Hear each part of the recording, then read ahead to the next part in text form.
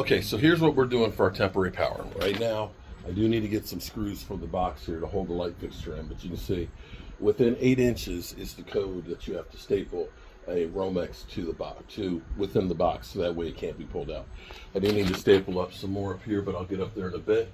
I've got that coming down here to my light switch box, which is also my power box, that is going to be feeding up here. So this is my USB C and USB B box right here, which will power the ring light and also give me an extra port to be able to charge my phone. So I can just leave a cable right here, so whenever I'm out here I can charge the phone. So from that, we have a box that'll be right here that will be able to give us some extra plugs and stuff right there. And this is our power box right here. So here's what I did. I've got myself a regular electrical plug. We'll end up bringing in the extension cord. We'll be able to plug that right on there. We'll be able to take it off if we need to take the power out of it. And it's a temporary fixture. I've got a hole right here. I can end up running my power cord right on up under the house, plug it in. I've got electricity out here when I need it. If I don't need it, unplug it. If it's going to be a long winter, we're not going to do anything, take it out. Or eventually, when I dig a trench and everything else to get power, this will be the starting point for it. And if I do want to add an extra plug or outlet, I'll just come off of this box and carry it wherever I want to. I may go ahead and carry one over here just to this side, just to have one in case I want to plug in something over here, or maybe I'll end up putting all my battery chargers here. We'll figure that out at some point. But for now, this will be perfect for what I need. Okay, so we've got our plug up underneath the house. Let's check and see. Oh snap, we've got lights. And so now I'll be able to drill a hole in here so I get the USB put in here.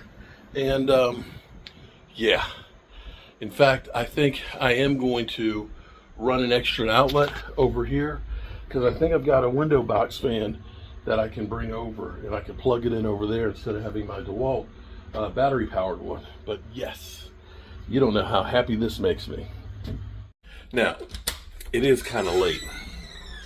It's actually nighttime out here, but I have to show you guys something. Well, the trains are still running. Let's see. There goes the trains. Bam! Look at that.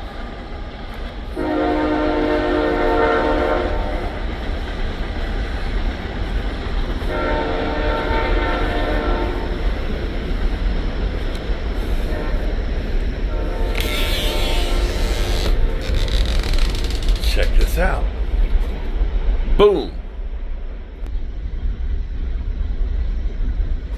And I left my windows open. Damn. Pretty cool though, wouldn't you say? So we've got electricity out here, so we can turn on the lights. I am probably going to go ahead, it's actually chilly in here, probably run another outlet over here, so that way I can put in a fan in the window if I want to, or if I want to put a little TV out in the corner or stuff. But it's nice to actually have lights inside of here, and to be able to say I can plug in and charge up my batteries, or if I'm out here, I can plug in my phone. Yeah, definitely good.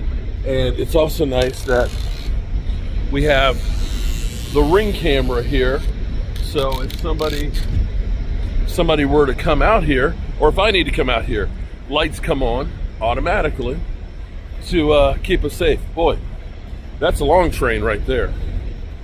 The Ring cameras are great because they're Wi-Fi enabled, and we've got, of course, the floodlight here. If somebody does come in, they can, it'll see them, and the spotlights will come on. Or when we come home, of course, the lights come on, so it's a little extra protection. And ooh, it went dark. A little extra protection and stuff, and you can see who's coming and things like that. So we'll talk about the Ring cameras and stuff on another video, but I just wanted to go out there at night to actually see I've got lights in there. Have a good one. Peace out.